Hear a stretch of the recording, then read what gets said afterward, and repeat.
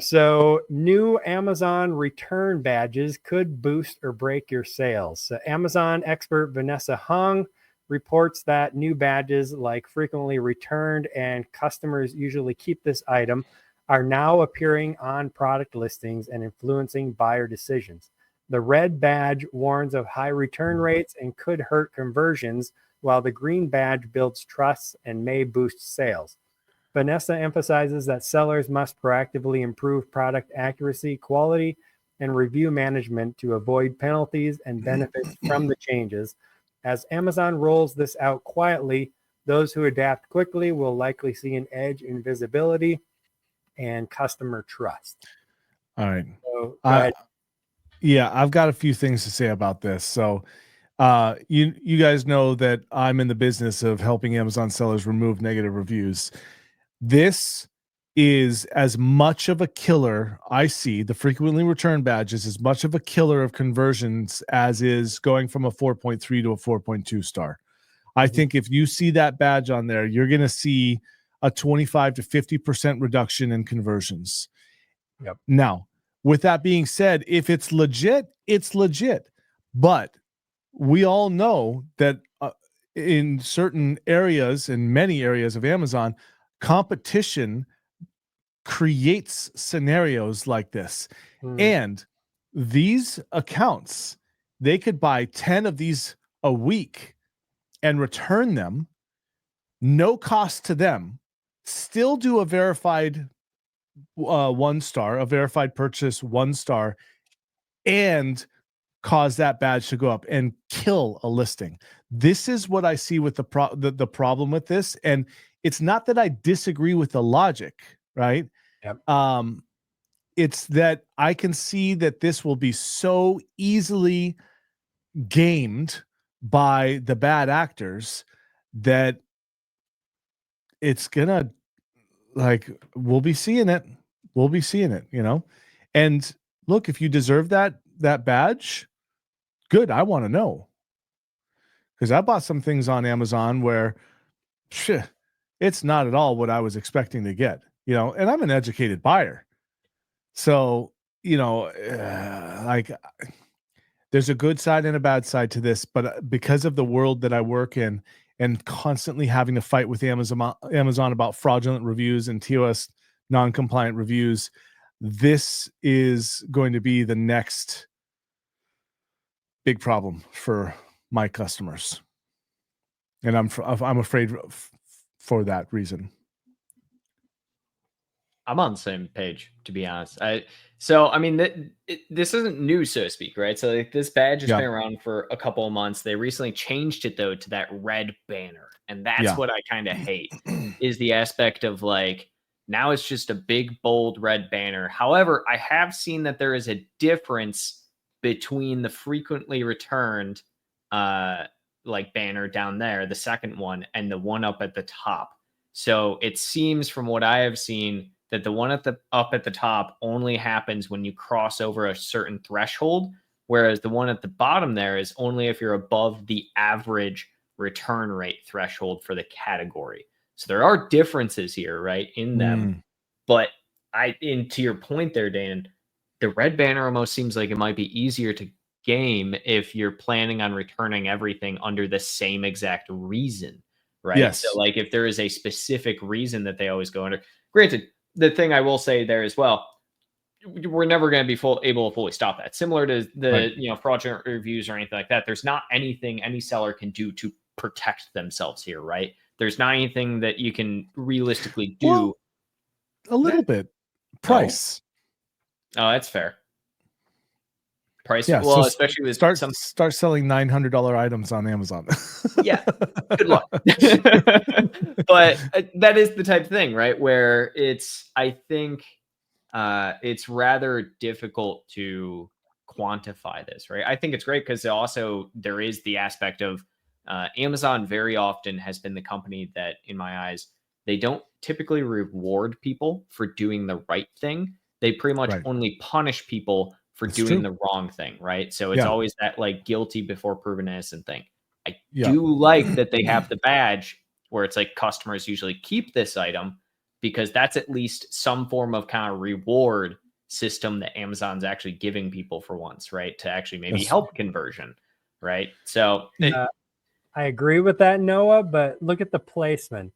I know it's in the, it would be so much nicer if it's right up at the top there with that red one where it's just like, 98% of people keep this item. Like, look, this is okay, you know what this reminds me of is Subaru. So Subaru owners are known to keep their cars for freaking ever, right? And so Subaru plays on that, like only 2% or 5% or whatever it is of cars get returned to us, right? And so the angle at which Amazon is coming on this, it isn't customers love this product. It's customers usually keep this item. Yeah. So it's still a negative in my opinion. Yeah, the color is green. It gets a green check mark. It's like, oh, cool. Customers usually keep this item. I mean, it's all right. Let me ask this question. Would it be better or would it be worse if they changed these badges to just put percentage? Yes, I was just thinking. Totally. Yeah. Like, because think of it this way, the red one I'm thinking is like 20%, or 10%, whatever, because it's above the average based on average for category, right? So if it's like, hey, 13% of people return this item for this reason, right? Yeah. But simultaneously, 98% of people keep this item usually, right? Like, honestly, 13% isn't going to deter me as much as a giant red badge that people say frequently. Totally. Yeah. And let's talk about this. Frequently returned because of this reason, but not usually kept because they love these features, right? How many people, I think, if I remember correctly, of the big brands that I have as clients, their review rate on orders is something like 1 or 2%. Does that sound right, Noah? Average is about 1 to 3%. Yeah. 1 to 3%. Okay, cool. Yeah. So for every get 1% these days. Yeah. So one positive review out of every 100 orders. But it's a known statistic in marketing that an angry person will tell 10 people and a happy person will tell 1. And the weight rating system of the negative to positive reviews, in my opinion, are way off. Because the more reviews you get, especially starting out, the heavier the negative reviews weigh down your rating, and it takes so much more to overcome that, right? And so it's just like everything I see on this screams to me like Amazon still doesn't know how to do help their sellers. I don't think they're trying to here. That's the thing.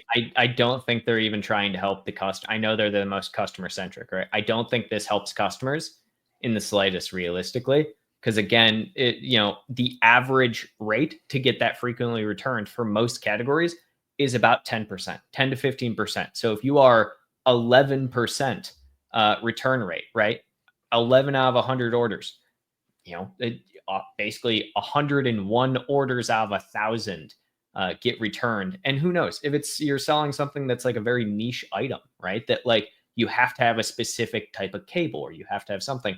There's all sorts of reasons as to why people return things, right? Not every time somebody returns something is it necessarily a negative customer experience at the end of the day. The amount of times I've returned something where I'm just like, I bought the wrong phone case size. I had to return that phone case, and that wasn't the fault of the seller or the product. It's like I just bought the wrong one because I wasn't paying attention, right? And so that's the type of thing. So let's go one deeper. Real quick. I will call out. I got to bounce, guys. So Todd, thanks so much for having me. Hope you guys have a good rest of the show. Appreciate it, guys. I'll see you on the next one. I will say one more thing about that is that Amazon's return system is, why are you returning this thing? Didn't work, something, blah, blah, blah. There's not a whole lot of options, right? And so, my wife is the one that does all of our Amazon purchasing and returning and stuff like that. So I couldn't speak to this 100% for today, but it used to be that I didn't like it. Cool. You can't return it, but there was a problem with it. Oh yeah, you can definitely return it. So what did people choose? There was a problem with it. Yep. Yeah.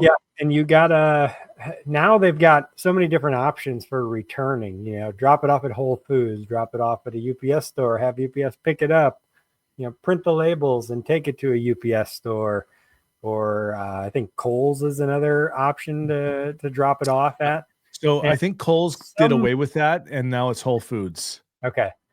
But some are free sometimes, and others are not free sometimes. And you don't know until you get to the end what it's going to be. So you get to the end and it's be like, well, I don't want to have to go to Whole Foods to drop it off for free. I got to pay for all the rest. So you go back and you pick a different option to return it, to try to find the, how can I just print the label for free so I can drop it off at a UPS box or whatever. Yeah.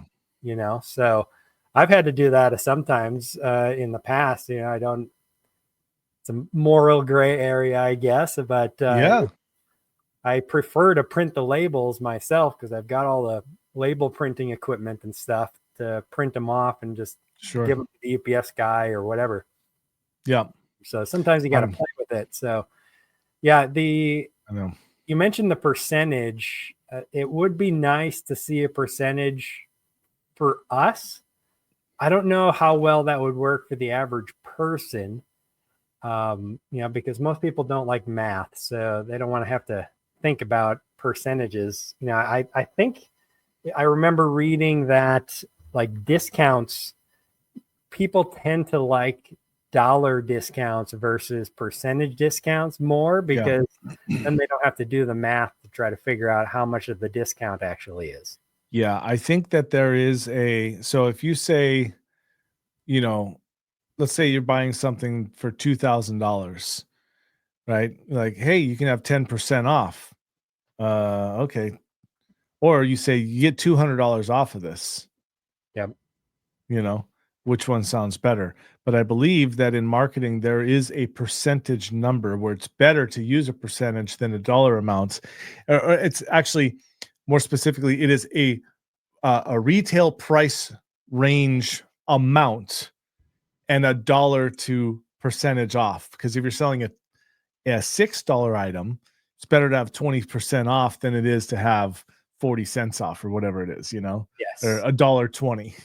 Yep. Yeah. There's a line there where people perceive the percentage as being greater, even if it's not.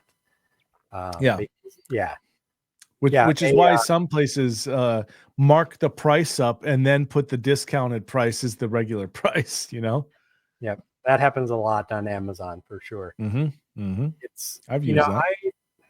You're definitely right, Dane, on this being taken advantage of. I could see this being farmed out to different places in China or wherever these where they've got these review farms, right?